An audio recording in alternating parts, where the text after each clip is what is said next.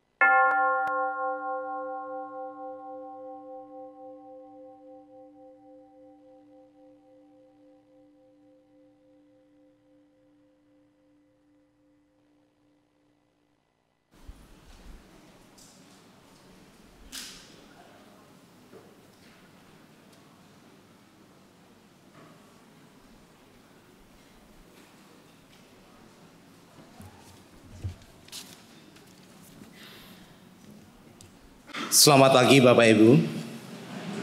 Shalom. Sebelum kita memasuki ibadah pada pagi hari ini, adakah di antara kita yang untuk pertama kalinya mengikuti ibadah kebaktian umum di GKI Harapan Indah? Apabila ada, kami mohon untuk bisa berdiri di tempat agar supaya kita bisa mengenal lebih dekat.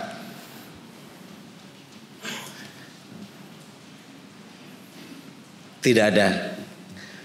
Saudara yang terkasih di dalam Tuhan, ada beberapa warta lisan yang akan saya bacakan. Yang pertama, bertepatan dengan perjamuan kudus sedunia pada hari ini, untuk yang mengikuti perjamuan kudus hanya diperuntukkan bagi yang sudah CD maupun baptis dewasa. Jadi untuk anak-anak itu tidak diperkenankan untuk ambil roti perjamuan. Yang kedua, terkait dengan mezbah keluarga, maka sudah disediakan liturgi bagi Bapak Ibu yang akan mengadakan ibadah keluarga di rumah. Bisa diambil dari MyGKI maupun dari grup WA yang ada di wilayah Bapak Ibu. Yang selanjutnya, diharapkan untuk Bapak Ibu ketika berada di dalam ruang ibadah dan akan mengikuti ibadah kebaktian umum, untuk tidak makan ataupun minum di ruang ibadah. Selanjutnya, ketika Bapak Ibu bawa motor dan parkir di halaman taman, disediakan kotak untuk kebersihan kerjasama dengan RW dan gereja. Dimohon untuk kepeduliannya. Tema ibadah pada saat ini, keluargaku bertumbuh dalam iman, itulah sukacitaku, akan dilayangkan oleh Bapak Pendeta Emeritus Haryanto Suryadi. Saudara yang terkasih di dalam Tuhan, marilah kita bersama-sama mempersiapkan hati kita untuk mengikuti ibadah pada pagi hari ini dalam saat teduh.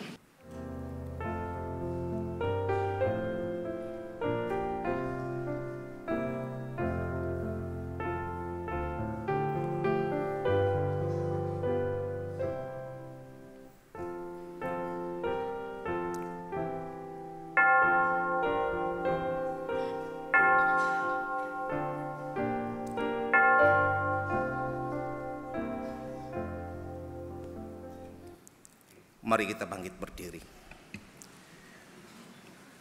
Umat yang dikasihi Tuhan, marilah kita memasuki ibadah dengan hati penuh syukur. Sebab hari ini kita dipersatukan dalam persekutuan keluarga Allah yang penuh dengan sukacita. Allah, Sang Penopang hidup, memanggil kita datang membawa hati, membawa keluarga, membawa seluruh hidup kita untuk kemuliaan nama Tuhan. Mari bersama-sama kita memuji dan membesarkan namanya.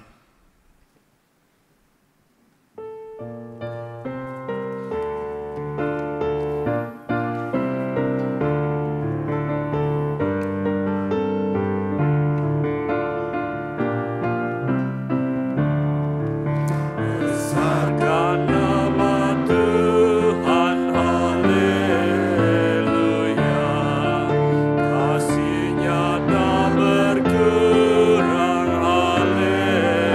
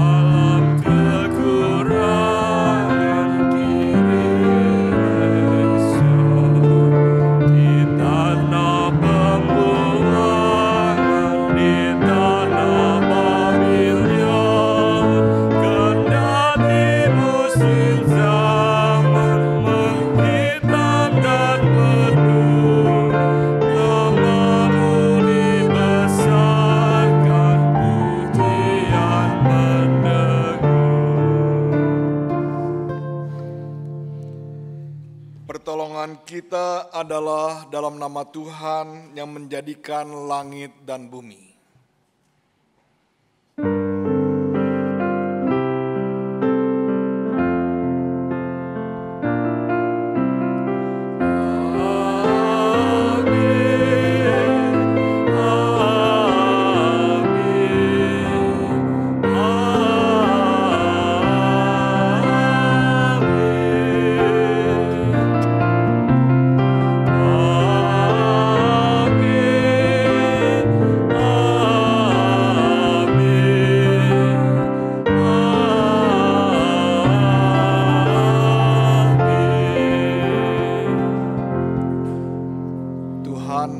Beserta saudara. Dan beserta saudara juga. Dipersilakan duduk. Saudara yang terkasih di dalam Tuhan, hidup keluarga kita tidak pernah sepi dari pergumulan. Ada saat ketika kita bertanya seperti halnya Habakuk, berapa lama lagi Tuhan? Karena ketidakadilan dan masalah terasa begitu berat. Di balik itu kita percaya seluruh pergumulan tersebut diizinkan Tuhan agar kita sebagai keluarga dapat bertumbuh dan beriman hanya pada Tuhan dan pemeliharaannya. Lewat pergumulan iman di tengah keluarga, kita memperoleh kekuatan untuk berjalan bersama, saling menopang dan menemukan sukacita. Saudara yang terkasih di dalam Tuhan, tetapi kita juga sadar tidak selalu keluarga kita menjadi tempat yang kondusif. Kadang ada kata-kata yang melukai atau sikap yang menimbulkan iri hati yang justru melemahkan iman di dalam keluarga kita. Tak jarang kita lebih sibuk dengan pencapaian daripada menumbuhkan iman di dalam keluarga kita. Mari kita datang merendahkan diri di hadapan Tuhan, mengakui dosa dan kelemahan kita. Kiranya Tuhan menanamkan kembali benih iman yang murni, agar keluarga kita sungguh bertumbuh di dalam kasih-Nya. Kini mari kita bersama-sama berdoa secara pribadi.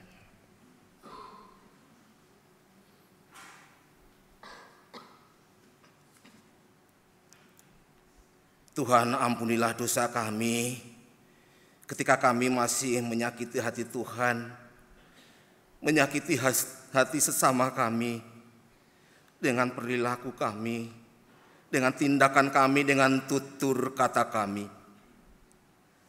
Ampunilah dosa kami ya Tuhan, ketika kami lebih sibuk dengan pencapaian daripada menumbuhkan iman di dalam keluarga kami. Inilah doa kami di dalam nama Tuhan Yesus. Kami berdoa dan terus mengucap syukur. Amin.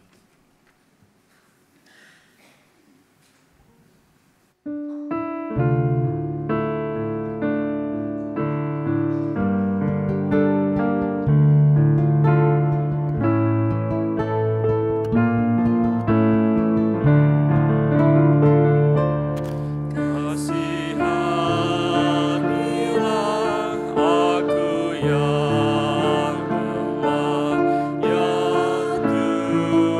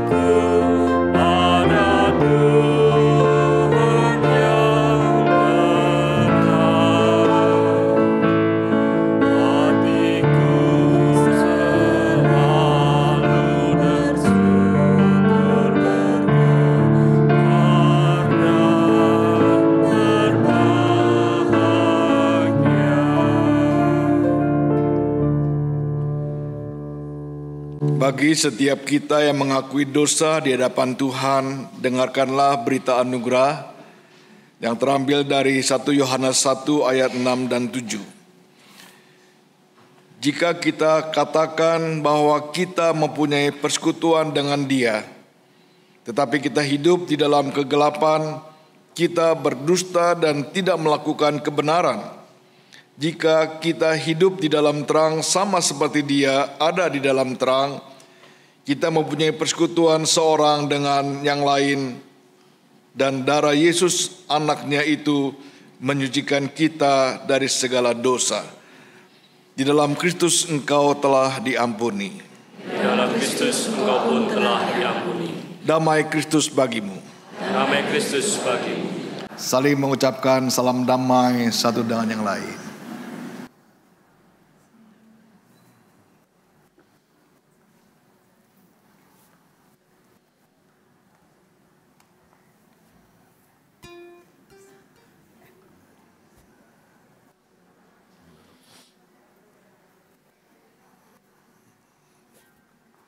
Salam damai.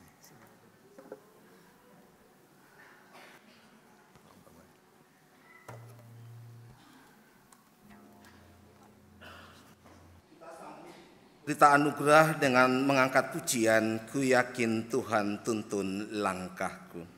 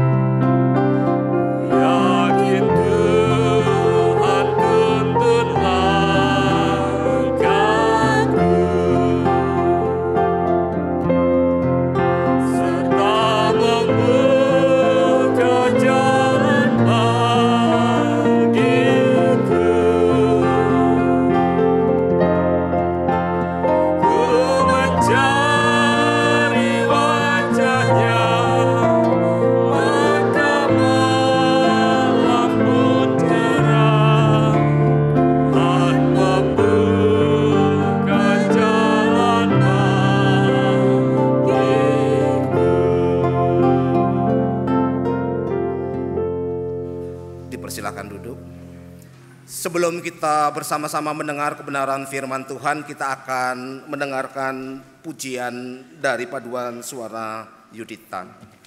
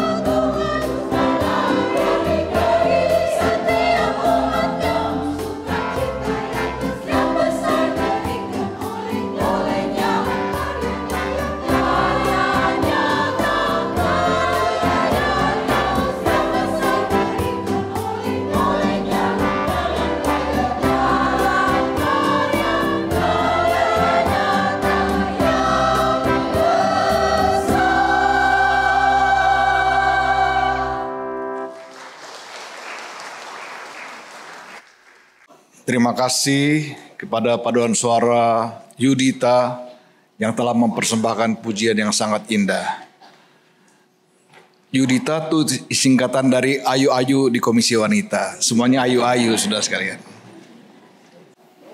Bapa di surga, terima kasih pagi ini kami boleh berkumpul lagi di rumah-Mu untuk bersama-sama beribadah. Kami telah memuji Tuhan dan kini tibalah saatnya. Sebelum kami menghampiri meja perjamuan Tuhan, kami akan mendengarkan firman-Mu. Biarlah Tuhan menolong kami, mempersiapkan hati kami masing-masing, mengurapi kami dengan Roh-Mu yang kudus dan juga khususnya hamba-Mu yang menyampaikan firman Tuhan, lengkapi dengan kuasa-Mu sehingga kami boleh bersama-sama beribadah dengan baik untuk mendengarkan firman-Mu pagi ini.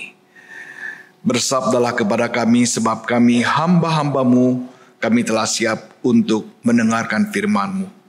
Di dalam nama Tuhan Yesus kami berdoa. Amin. Umat dikasihi Tuhan, mari bersama-sama kita akan membuka Alkitab kita dari kitab Habakuk, pasalnya yang pertama sampai ayatnya keempat. Kemudian kita akan lanjutkan lagi dengan Habakuk pasalnya yang kedua, ayat pertama sampai ayatnya yang keempat. Ucapan ilahi dalam penglihatan Nabi Habakuk. Keluhan Nabi atas ketidakadilan. Berapa lama lagi ya Tuhan, aku berteriak, tetapi tidak Kau dengar. Aku berseru kepadamu, kekerasan, tapi tidak Kau tolong. Mengapa Engkau memperlihatkan kepadaku kejahatan dan memandangi saja kelaliman? Ya, aniaya dan kekerasan ada di depan mataku. Perbantahan dan pertikaian menjadi-jadi. Itulah sebabnya hukum tak lagi berdaya dan keadilan tidak pernah ditegakkan. Sungguh orang fasik mengepung orang benar. Itulah sebabnya keadilan diputar balikan. Habakuk pasal yang kedua ayat 1 sampai 4. Orang benar akan hidup karena percaya. Aku akan berdiri di tempat penjagaanku dan bertahan di menara. Aku akan meninjau untuk melihat apa yang akan difirmankannya kepadaku dan apa yang akan dijawabnya terhadap pengaduanku. Tuhan menjawab aku, katanya, tuliskanlah penglihatan ini dan ukirkanlah itu pada lolo batu supaya orang sambil lalu dapat membacanya. Sebab penglihatan itu masih menanti saatnya, tapi dengan segera menuju kesudahannya dan bukan tipuan. Meskipun lambat, nantikanlah itu, sebab hal itu pasti akan datang dan tidak akan tertunda. Sesungguhnya orang yang membusungkan dada tidak lurus hatinya, tapi orang benar akan hidup oleh percayanya.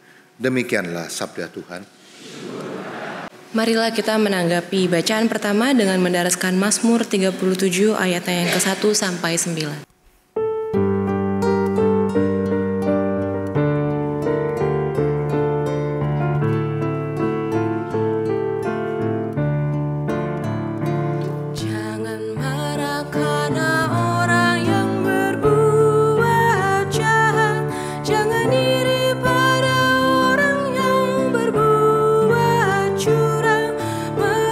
Segera lisut bagaikan rumput.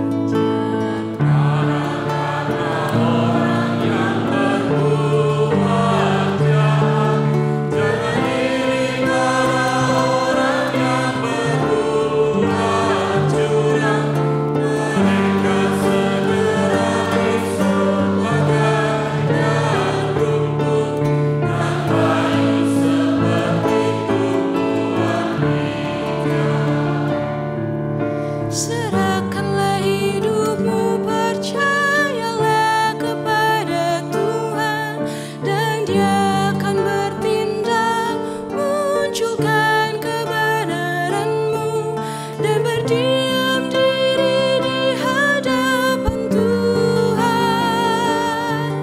dan dengan bersaksi nantikanlah Dia. Orang yang berbuat jahat, jangan iri pada orang yang berbuat curang.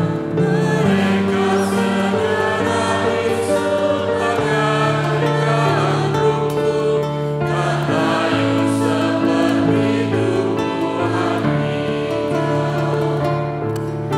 Janganlah hatimu marah karena orang yang berhasil, dan juga pada orang yang lakukan tipu daya. Tinggalkanlah panas hati, jangan marah. Itu hanya bawa pada kejahatan. Jangan marah karena orang yang berbuat jahat, jangan iri pada orang yang berbuat curang. Mereka segera busuk bagaikan rumput, dan layu seperti tumbuhan hijau. Sebab orang-orang jahat pasti akan dilenyapkan, dan orang-orang yang fasik juga akan dimusnahkan. Tapi orang-orang yang nantikan Tuhan, mereka pasti akan warisi negeri.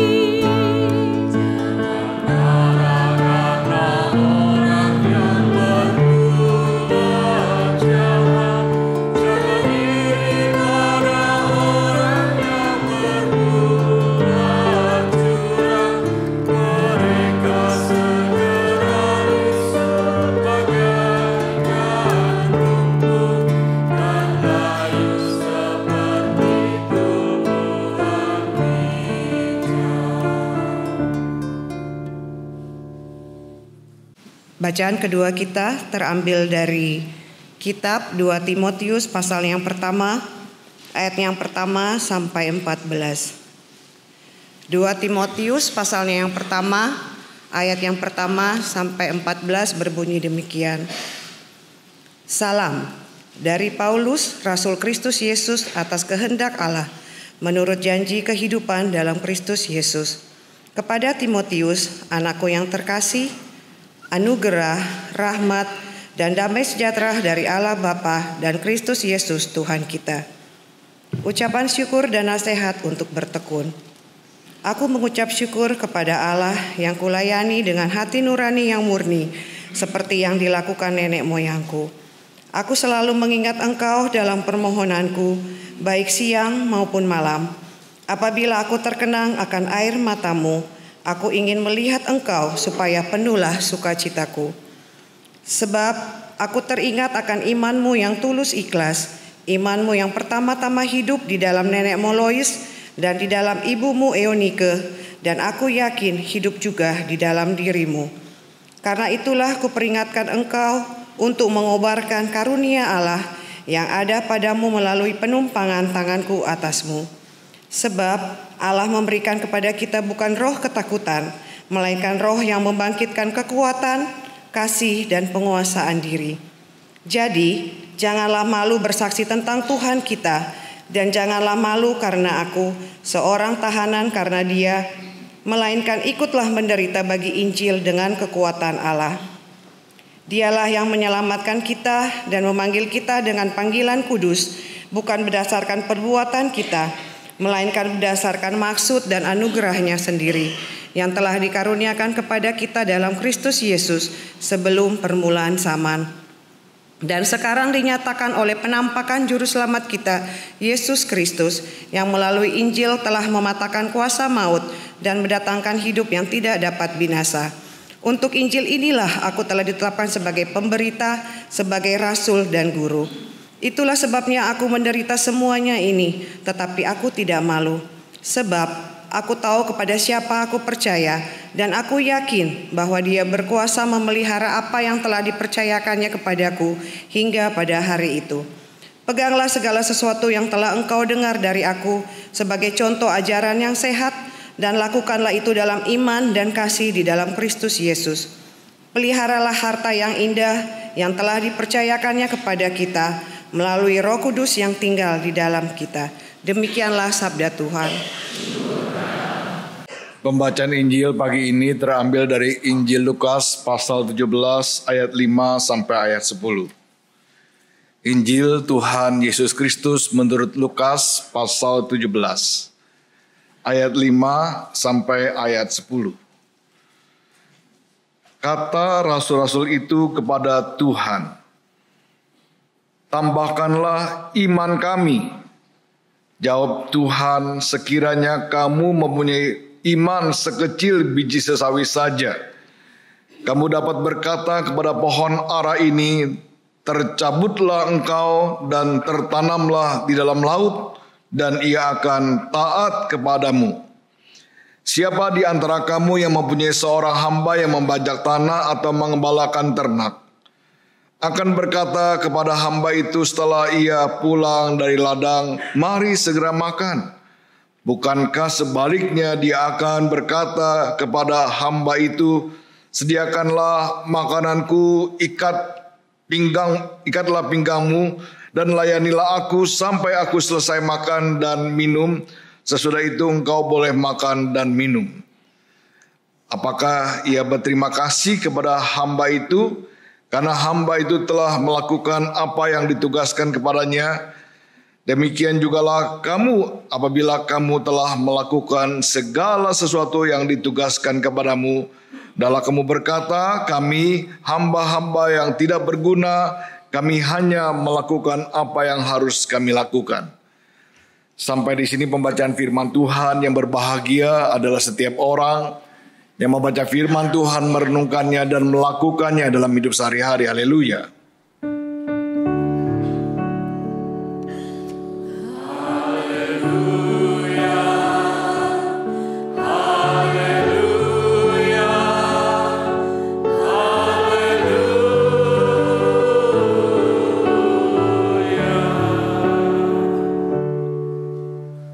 Selamat pagi Bapak Ibu, saudara terkasih. Shalom. Senang sekali saya bisa bersama dengan Bapak Ibu beribadah dan khususnya saya melayani firman Tuhan. Nah saudara sekalian, tema khotbah hari ini adalah bertumbuh di dalam iman. Ya, kita diminta dalam masa bulan keluarga menjadi keluarga yang semuanya anggotanya bertumbuh dalam iman. Saudara sekalian, next. Kita lebih mengutamakan hal-hal yang bersifat materi atau duniawi ketimbang hal-hal yang bersifat rohani atau perkara duniawi. Itu nyata dari permintaan dan permohonan kita kepada Tuhan. Betul nggak, saudara sekalian? Jadi kita memang lebih fokus kepada hal-hal yang bersifat materi, duniawi, ketimbang kepada perkara-perkara rohani. Betul atau betul? Coba kita ingat-ingat saudara sekalian, apa yang seringkali kita minta kepada Tuhan di dalam doa kita. Bukankah kita selalu berdoa kepada Tuhan agar kita selalu diberkati dalam berkat materi, supaya usaha kita lancar, makin maju, supaya berkat Tuhan nyata kita nikmati, saudara sekalian. Itulah yang kita minta. Apakah ada di antara kita yang berdoa kepada Tuhan, Tuhan semoga harta kita makin berkurang? Saya percaya nggak ada. Kalau orang Jawa mengatakan orang gemblung, orang kentir, seperti itu saudara sekalian ya.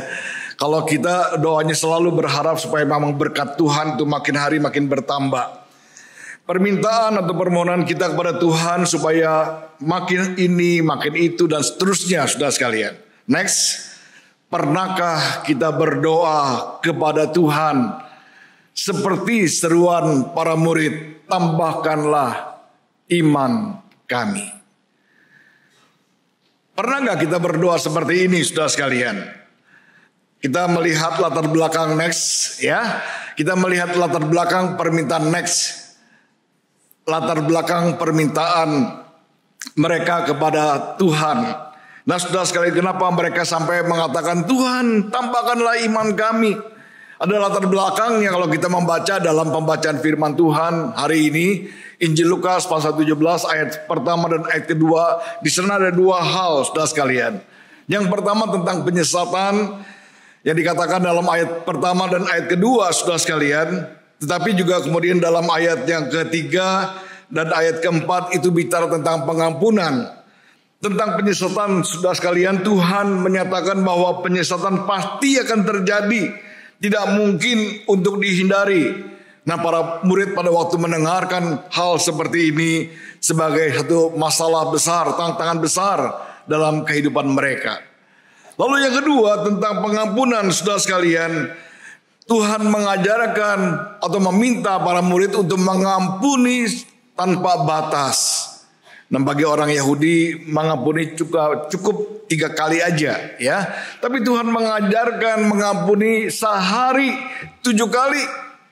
Ini luar biasa. Bahkan kalau kita membaca dalam bagian lain dikatakan kita harus mengampuni orang berapa kali? 70 kali 7 kali. Pengampunan yang tanpa batas. Nah, pada waktu murid-muridnya mendengar hal ini, saudara sekalian, mereka berpikir ini adalah hal yang sulit. Tentang penyesatan saja merupakan hal yang menakutkan, apalagi soal pengampunan. Ini merupakan hal yang sangat sulit. Memang, saudara sekalian, mengampuni orang yang bersalah kepada kita bukan perkara yang mudah. Perkara yang sangat-sangat sulit. Betul gak? Seorang istri yang pernah ditampar suaminya. Sakitnya hati ini, ya. Sakit, saudara sekalian. Apalagi mendapati suaminya berselingkuh. Tawan selingkuh, saudara sekalian. Aduh, sakitnya dan tidak mudah untuk mengampuni. Demikian juga seorang pria. Pada waktu dia mendapatkan hal yang tidak enak dari istrinya melakukan perbuatan yang tidak pantas bagi dia. Mungkin berselingkuh atau melakukan hal-hal yang lain. Ini bagi seorang suami juga susah mengampuni. Mana lebih mudah seorang suami mengampuni istri atau seorang istri mengampuni suami? Ayo jujur katakan, saudara sekalian. Mana lebih mudah? Dua-duanya susah, saudara sekalian. Mengampuni orang susahnya luar biasa. Tetapi Tuhan mengajarkan kamu harus mengampuninya sebanyak 7 kali sehari. Ini gak mudah, saudara sekalian, ya. Itulah sebabnya itulah sebabnya mereka memohon, Tuhan, tambahkanlah iman kami. Lucu, ya. Soal penyesatan, soal pengampunan kok ada kaitan dengan iman, saudara sekalian, ya. Kata tambahkanlah dalam bahasa Yunaninya memakai kata prostitemi yang mengandung makna adalah masalah kuantitatif. Jadi masalah kuantitatif jumlahnya, saudara sekalian. Next.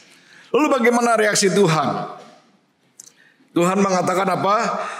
Tuhan mengatakan sekiranya kamu memiliki iman sebesar biji sesawi, dalam terjemahan yang baru dikatakan sekecil biji sesawi, kamu dapat berkata kepada pohon ara ini, terbantunlah, tercabutlah engkau dan tertanamlah di dalam laut, dan pohon itu akan menuruti perintahmu.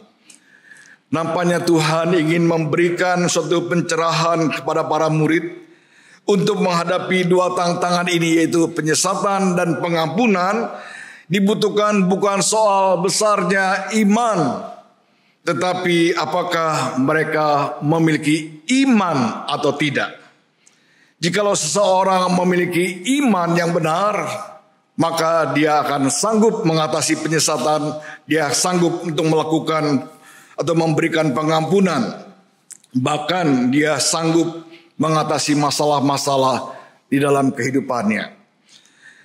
Sesuatu yang nampaknya tidak mungkin, tidak ada yang mustahil bagi Allah. Bagaimanapun saudara sekalian beratnya tantangan hidup, jikalau ada iman, kita dapat melewatinya bersama dengan Tuhan. Apa sih sebetulnya iman? Banyak orang memiliki pemahaman yang keliru tentang iman. Bagi banyak orang, saudara sekalian, iman adalah berkaitan dengan kemampuan seseorang melakukan tanda-tanda mujizat yang menakjubkan, yang supranatural, yang spektakuler, yang wah, yang luar biasa. Itu bagi orang kalau memiliki iman pasti melakukan hal seperti ini, bahkan melakukan mujizat, bahasa roh dan sebagainya. Waktu saya baru pulang dari Beijing tahun 2008, saudara sekalian, saya sekolah bahasa di sana dan pulang saya diminta untuk menyampaikan firman Tuhan di forum hamba-hamba Tuhan di Kecamatan Medan Satria yang di bawah naungan Badan Kerjasama Antar Gereja BKSAG di Medan Satria ini. Saya diminta sebagai pembicara, saudara sekalian, dan kemudian salah seorang teman saya, MC dari gereja tertentu, dia mengatakan kalau kita bisa berbahasa roh, Pak Haryanto ini bisa berbahasa Mandarin. Dia mengatakan seperti itu ya. Padahal saya baru belajar sedikit, saudara sekalian. Nah memang saudara sekalian, GKI seringkali diplesetkan sebagai apa? Bukan gereja Kristen Indonesia, bukan, tapi gereja kurang iman. Pada tahu saudara sekalian semuanya ya, GKI singkatan dari gereja kurang iman. Karena tidak ada mujizatnya, tidak ada Roh Kudusnya katanya. Ya, yang ada Roh Kudus artinya orang-orang yang banyak ngerokok, saudara sekalian.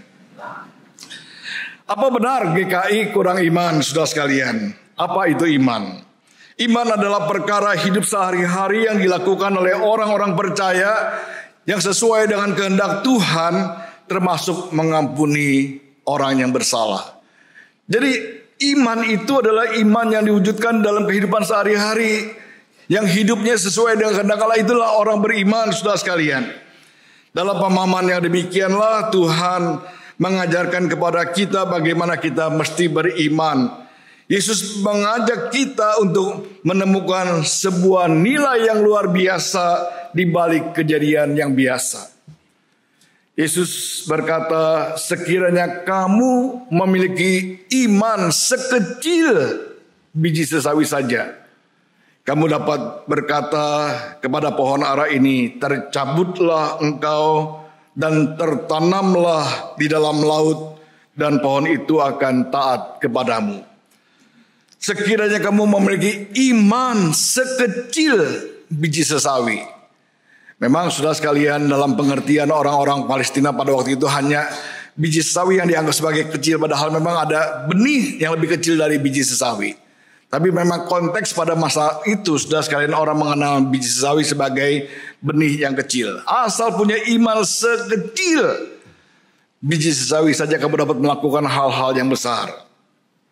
Next, pernyataan ini menyiratkan para rasul, mereka belum memiliki iman.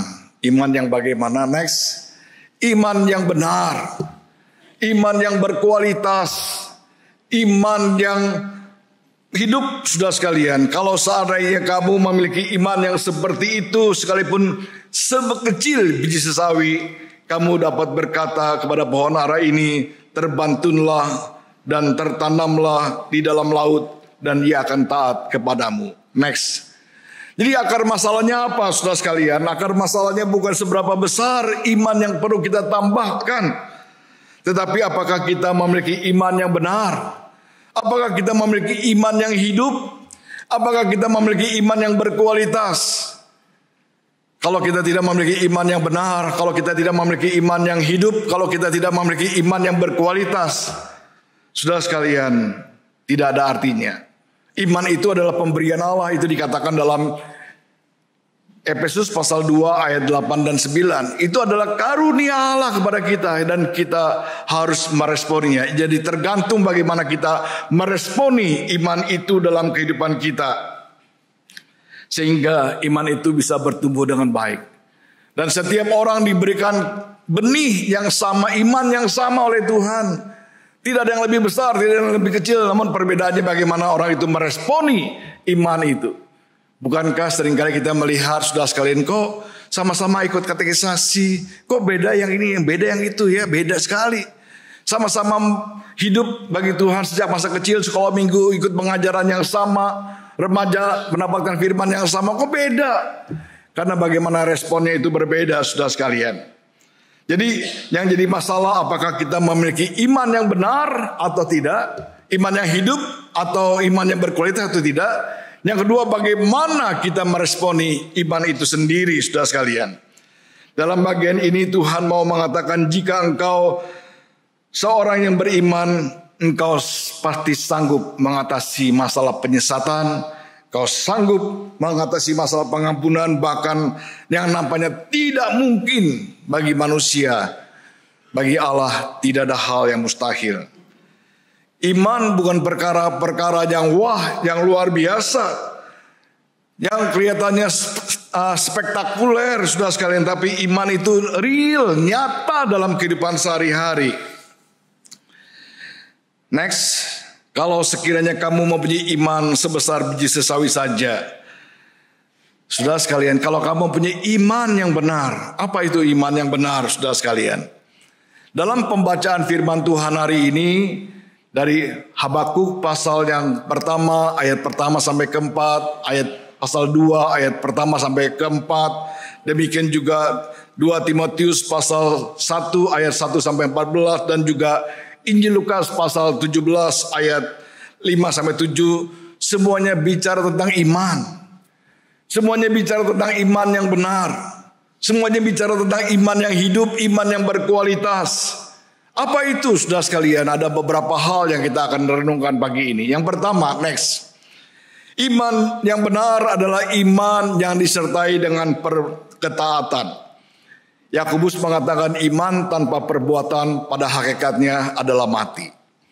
Jikalau kita mengatakan saya beriman kepada Tuhan tapi tidak ada perbuatan, saudara sekalian, itu adalah mati, kata Yakobus seperti itu, saudara sekalian. Jadi iman yang benar, iman yang harus disertai dengan perbuatan ketaatan. Ketaatan kepada kita adalah mutlak. Bukan asal-asalan, bukan setengah-setengah. Tetapi mutlak, saudara sekalian. Walaupun kita memiliki iman sebesar atau sekecil biji sesawi, asalkan iman itu benar, disertai dengan ketaatan, saudara sekalian, maka tidak ada hal yang mustahil dalam kehidupan kita. Kita melihat di dalam ayat selanjutnya. Saya juga pernah berpikir kenapa tiba-tiba kok Yesus dalam perumpamaannya dalam pasal yang 17 tadi, saudara sekalian, ayat yang ke-7 langsung bicara tentang seorang tuan dan hamba. Kok ada kaitannya dengan tuan dan hamba? Ini bicara tentang apa, saudara sekalian? Kata hamba ini diartikan dalam terjemahan lain adalah budak. Hubungan budak, saudara sekalian, dengan Tuhan itu merupakan hubungan yang begitu jelas pada waktu itu. Seorang budak adalah seorang yang dibeli, seorang yang ditebus, seorang yang jadi milik tuannya, seorang yang hanya melakukan kehendak tuannya. Jadi saudara sekalian, seorang budak dia tidak punya hak apa-apa atas dirinya, dia hanya taat kepada tuannya. Itulah yang Tuhan ingin tekankan, saudara sekalian, ketaatan seorang budak atau seorang hamba. Nah, kemudian dikatakan seorang hamba yang sudah bekerja di ladang dan pulang ke rumah tuannya, apakah tuannya akan melayani dia atau dia masih harus bekerja? Memang saudara sekalian, zaman itu sekalipun dia sudah pulang, dia memang harus tetap masih bekerja. Jadi tetap harus melayani tuannya. Karena itu adalah pekerjaannya. Hamba harus taat mutlak kepada tuannya. Hamba tidak boleh melawan, tidak boleh memberontak, tidak mau, dia harus melakukan kehendak tuannya. Iman yang benar juga harus seperti itu. Iman yang disertai dengan ketaatan. Saudara sekalian, kita ingat kisah daripada Abraham. Dalam Kejadian pasal 12 kita melihat bagaimana Abraham begitu taat. Mendengar panggilan Tuhan, dia beriman, dia taat, dia pergi meninggalkan Ur Kasdim. Dia nggak tahu ke tempat mana. Tuhan menjanjikan apa? Tuhan menjanjikan keturunannya akan seperti pasir di pantai atau bintang-bintang di langit. Dia taat, dia pergi, saudara sekalian. Dan kemudian dikatakan Tuhan memperhitungkan itu sebagai kebenaran. Ada ketaatan yang mutlak dalam diri Abraham. Pada waktu Allah berkata kepada Abraham, persembahkanlah anakmu. Saudara sekalian, bagi manusia adalah hal yang sangat susah. Bagaimana bisa mempersembahkan anak yang dikasihinya. Tapi kita melihat dalam Alkitab, pagi-pagi benar Abraham sudah bangun. Mempersiapkan segala sesuatu dengan kayu bakarnya dan mengajak Ishak pergi ke Gunung Moria dan akan dipersembahkan dia di sana. Dengan iman dia lakukan seperti itu. Ketaatan yang mutlak. Dia beriman bahwa Tuhan akan menyediakan. Tuhan akan menghidupkan kembali dengan iman. Dia lakukan ketaatan. Saya pada waktu mendengar, melihat, mengingat ayat ini, saya ingat panggilan saya. Saya malu, saudara sekalian. Saya pernah melarikan diri dari panggilan Tuhan. Pada waktu setelah lulus sekolah, saya melarikan diri karena saya takut orang tua saya, karena orang tua saya belum percaya Tuhan. Saya punya kegentaran sebagai anak laki-laki pertama dari keluarga miskin, saudara sekalian. Saya gentar sekali mengikuti panggilan Tuhan. Saya larikan diri, saya bekerja di PT Sostro. Nah, sepupu saya, seorang pendeta, dia tahu saya melarikan diri. Dia mengatakan, Nan, kalau kamu berani melangkah pertama, Tuhan akan buka langkah berikutnya. Saudara sekalian, setelah 1 tahun lebih, 1,5 tahun saya melarikan diri, kemudian saya mempersembahkan lagi diri kepada Tuhan. Saya ingat perkataan itu, jikalau engkau berani melangkah pertama, Tuhan akan buka langkah berikutnya. Saudara sekalian, bagaimana Musa pada waktu membawa bangsa Israel keluar dari tanah Mesir. Di belakang adalah tentara Mesir yang mengejar, di depan adalah Laut Teberau, saudara sekalian. Bagaimana cara Musa? Musa dengan iman dia percaya pimpinan Tuhan. Dia melangkahkan kakinya ke laut. Maka laut itu terbelah 2. Langkah iman. Saudara sekalian, iman yang benar adalah iman yang harus disertai dengan ketaatan yang mutlak. Yang selanjutnya, next. Ciri iman yang benar adalah mempercayai Tuhan apapun kondisinya. Orang yang beriman, dia tetap beriman. Bagaimanapun sulitnya hidup, tetap dia percaya kepada Tuhan. Tidak seperti bangsa Israel, iman orang-orang Yahudi. Seringkali sudah sekalian berubah-ubah. Sebentar percaya kepada Allah Yahweh. Sebentar percaya kepada ilah orang Asyur. Sebentar dia percaya lagi kepada dewa-dewa orang Mesir. Sudah sekalian imannya tidak tetap, tidak teguh. Imannya selalu bergoncang-goncang seperti orang-orang Israel di zaman Yosua, sudah sekalian. Setelah hakim-hakim ini hidup, mati, dan kemudian imannya berubah. Sudah sekalian, kalau kita membaca kitab Habakuk yang kita baca tadi, dalam 2 pasal pertama, sudah sekalian, kita melihat dialog yang panjang antara Habakuk dengan Allah, sudah sekalian. Memang ini ditujukan kepada Allah, tidak seperti bangsa nabi-nabi lain yang ditujukan kepada bangsa Israel atau bangsa-bangsa lain. Tapi Habakuk justru, saudara sekalian, keluhannya adalah kepada Allah. Kalau kita membaca dalam bagian firman Tuhan tadi, Habakuk melayani Tuhan pada masa-masa yang susah, masa-masa yang kelam bagi bangsa Israel. Karena pemerintahannya korup, demikian juga bangsanya jahat sekali, bahkan juga ada penyerbuan bangsa-bangsa kafir. Habakuk dibagi dalam 2 pergumulan, saudara sekalian. Yang pertama pergumulannya dia tentang keluhan kepada bangsanya, sampai mengatakan mengapa Allah tidak menghukum orang-orang sebangsanya yang terus-menerus melakukan kejahatan. Yang kedua, keluhannya mengapa Allah memakai bangsa lain untuk menghukum bangsa Israel. Nah, saudara sekalian, yang pertama dia bergumul melihat kejahatan bangsanya tentang penindasan, kelaliman, aniaya, kekerasan, perbantahan, pertikaian, ketidakadilan, penyalahgunaan hukum, orang baik mengepung orang benar, itu dikatakan dalam bagian firman Tuhan. Oleh sebab itu Habakuk mengajukan pertanyaan dengan penekanan, berapa lama lagi Tuhan? Berapa lama lagi? Mengapa Tuhan? Ya itu yang kita membaca dalam bagian firman Tuhan kalau kita baca nanti di rumah. Habakuk berharap supaya orang-orang jahat kemudian segera mendapat hukuman daripada Allah. Dan dia berharap supaya ada pemulihan bagi bangsanya. Kemudian Allah menjawab doa Habakuk dalam pasal yang pertama ayat 5-11. Bahwa orang-orang yang melakukan kejahatan pasti dihukum Allah. Namun hukuman itu ditimpakan melalui serbuan penindasan bangsa-bangsa lain. Ini masalah tersendiri, saudara sekalian. Pernyataan ini sontak membuat Habakuk sampai dia begitu heran, kecewa, sedih. Tatkala Allah menyatakan akan ada bangsa lain yang akan menghukum bangsa Yahudi. Bukankah engkau Tuhan dari dahulu, Allahku yang Maha Kudus? Mengapa engkau memandangi orang-orang yang berbuat khianat itu, dan engkau berdiam diri apabila orang fasik menelan orang-orang benar dari dia?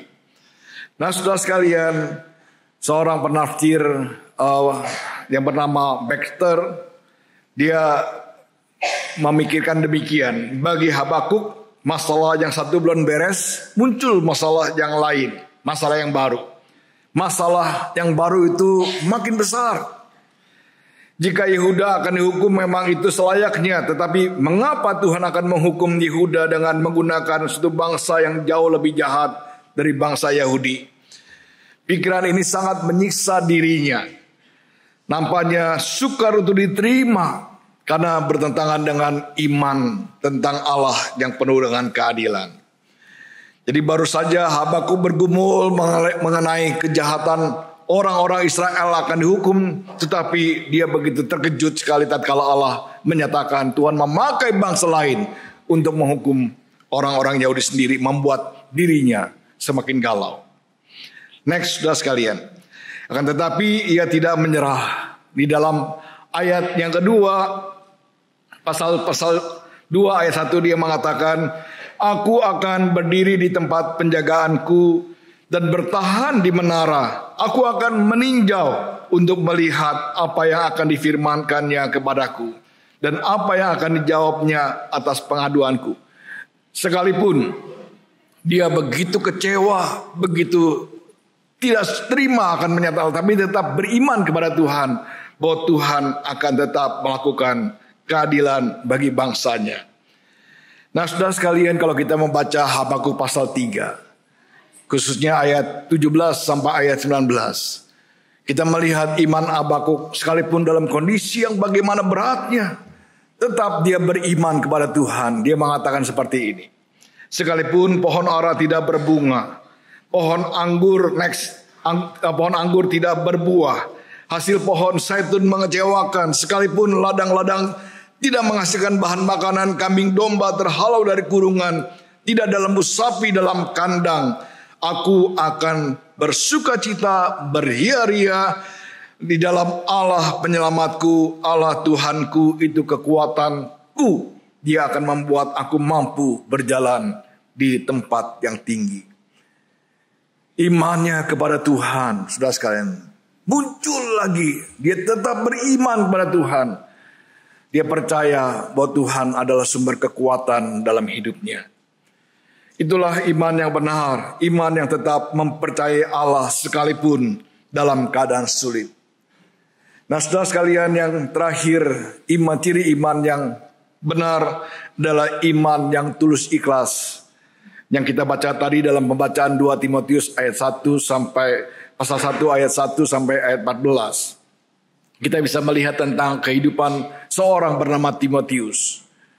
Dari kata Timoteo yang artinya menghargai Allah atau orang yang takut akan Allah.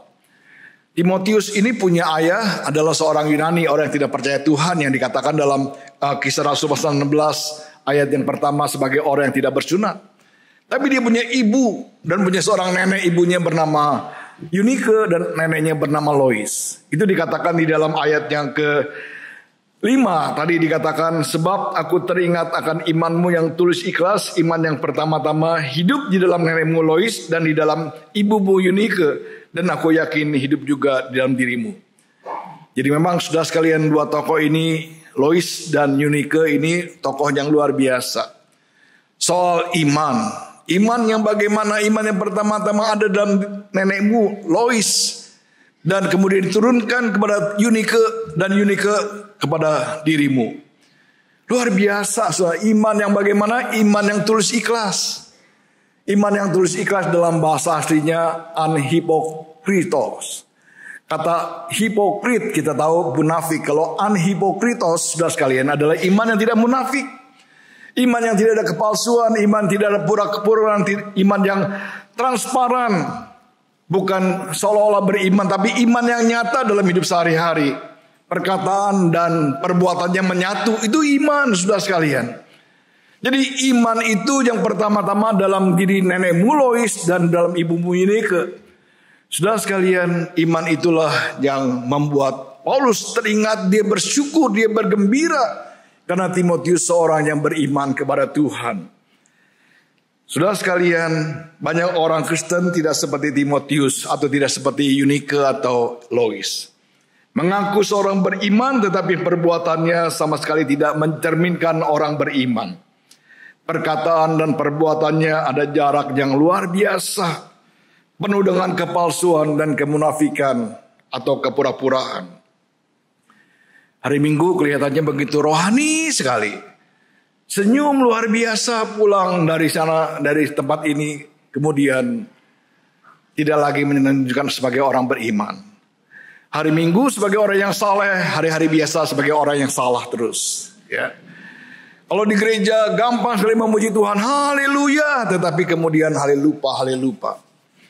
Nah, saudara sekalian, orang yang sungguh-sungguh beriman adalah orang yang mempunyai iman yang tulus ikhlas.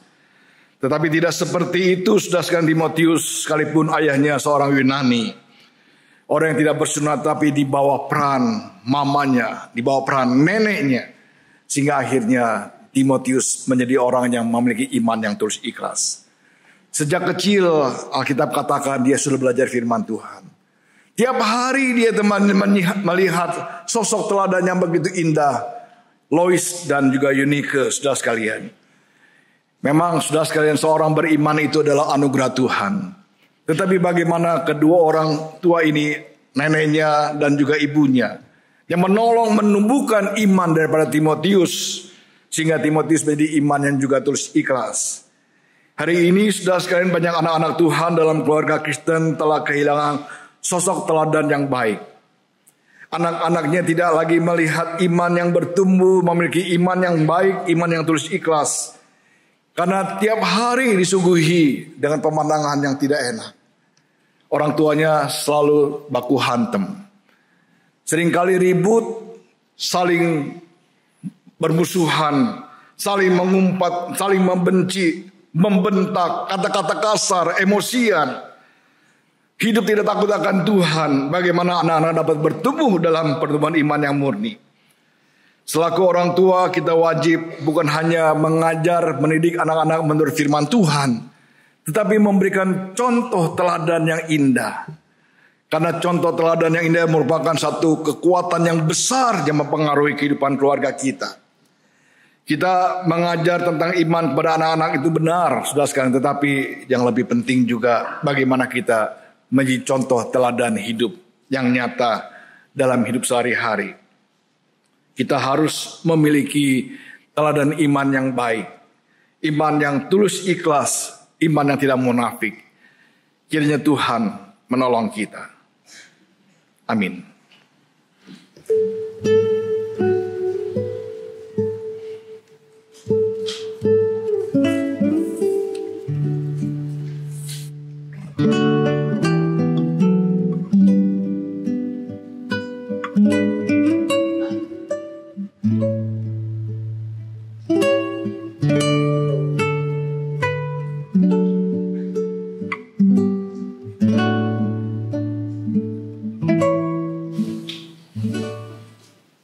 Jemaat diundang berdiri.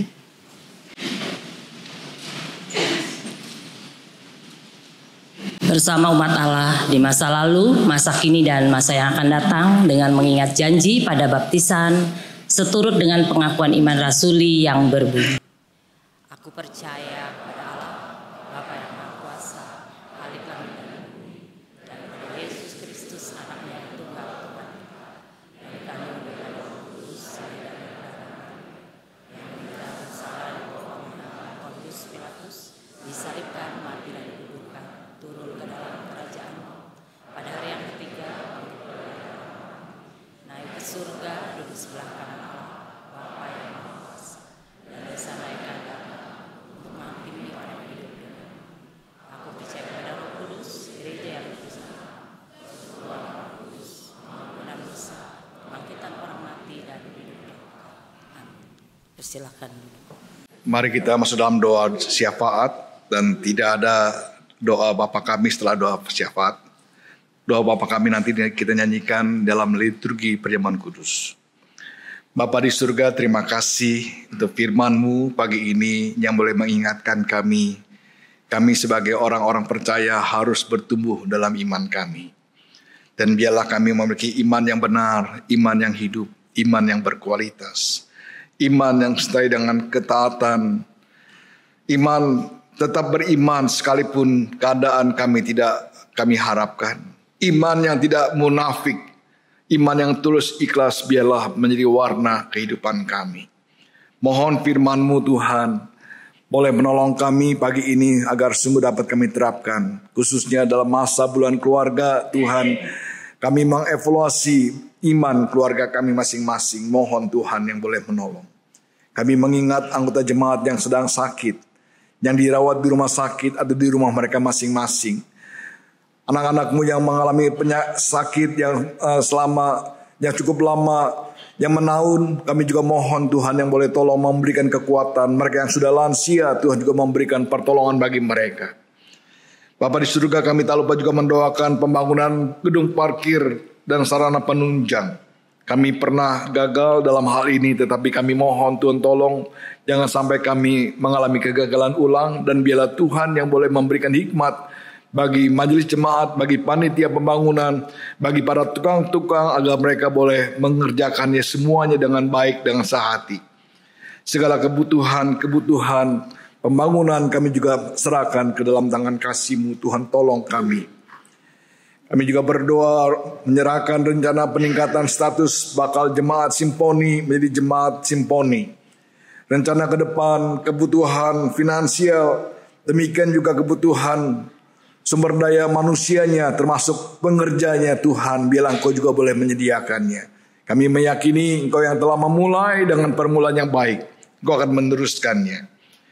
Berkati juga proses kependetaan penginjil Cahya dan penginjil Jonathan, agar proses demi proses, langkah tahap demi tahap dapat berjalan dengan lancar, dan pada waktunya mereka dapat ditabiskan sebagai pendeta jemaat-Mu di tempat ini. Kami tak lupa juga mendoakan akan bangsa negara kami yang kami cintai. Tuhan memberkati pemerintah, Presiden Prabowo, Tuhan, dengan jajarannya, agar mereka mampu melakukan tugas-tugas kenegaraan dengan sebaik-baiknya. Kami tak lupa juga mendoakan perjamuan kudus yang akan kami rayakan hari ini. Biarlah Tuhan juga boleh terus mengingatkan akan kasih Tuhan yang luar biasa dalam kehidupan kami, yang bersedia memulihkan dan menolong kami dalam kehidupan kami sehari-hari. Biarlah kami juga mampu untuk terus berkarya bagi-Mu. Terima kasih Tuhan untuk pertolongan-Mu dalam ibadah ini. Kami bersyukur, kami berdoa di dalam nama Tuhan Yesus Kristus. Amin.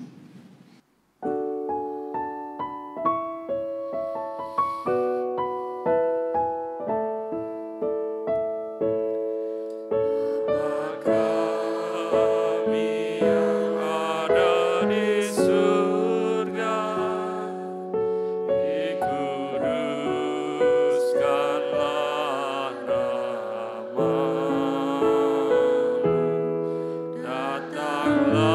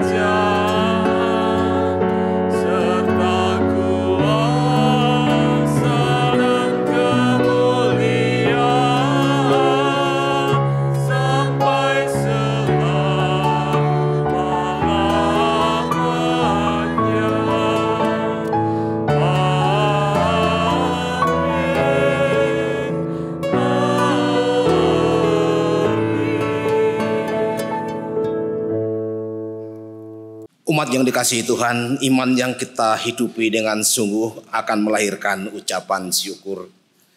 Ucapan syukur yang kita wujudkan lewat pemberian persembahan, tanda sukacita keluarga yang mengalami kasih Tuhan. Seturut dengan firman Tuhan di dalam 2 Korintus 8 ayat yang ke-7. Karena itu sekarang sama seperti kamu kaya dalam segala sesuatu, dalam iman, dalam perkataan, dalam pengetahuan, dalam kesungguhan untuk membantu, dalam kasihmu terhadap kami. Demikianlah juga hendaknya kamu kaya dalam pelayanan kasih ini.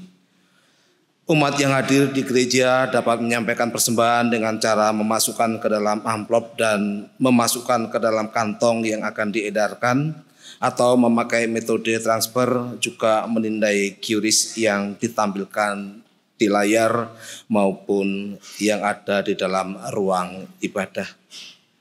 Kita iringi dengan pujian persembahan hati.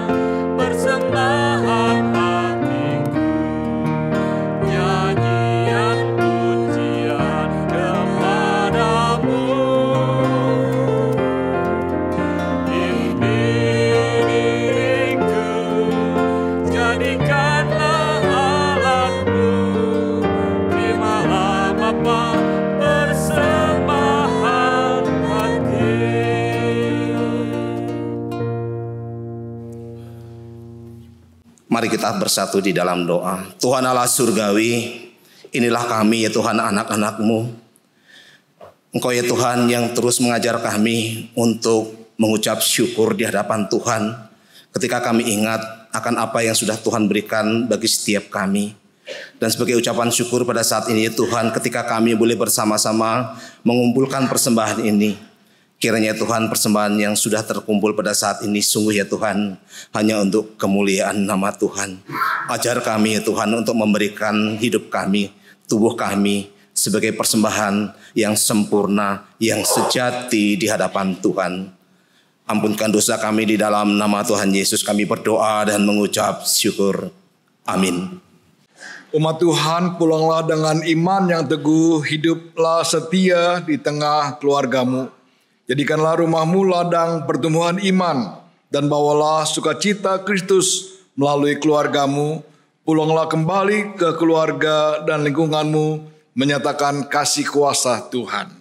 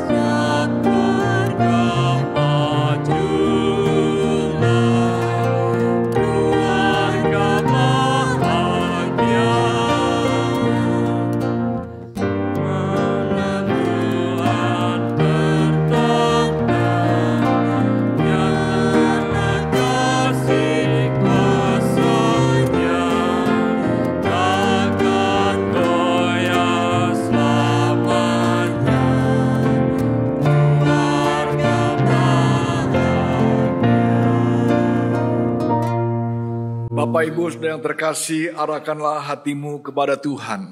Kami mengarahkan hati kami kepada Tuhan. Jadilah saksi Kristus. Syukur kepada Allah. Terpujilah Tuhan. Kini dan selama. Pulanglah dengan damai, sejahtera, dan terimalah berkat Tuhan. Tuhan memberkati dan melindungi engkau. Tuhan menyinari engkau dengan wajah-Nya dan memberi engkau kasih karunia. Tuhan menghadapkan wajah-Nya kepadamu dan memberi engkau damai sejahtera dari saat ini sampai selama-lamanya. Haleluya.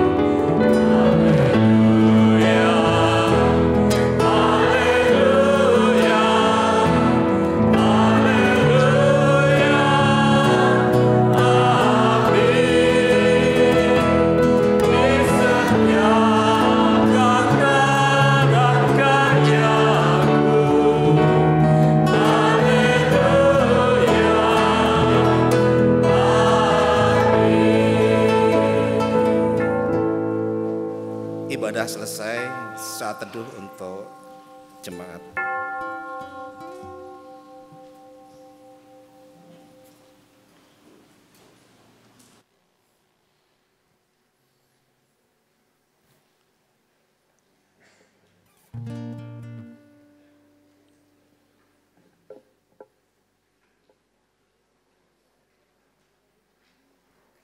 Thank you.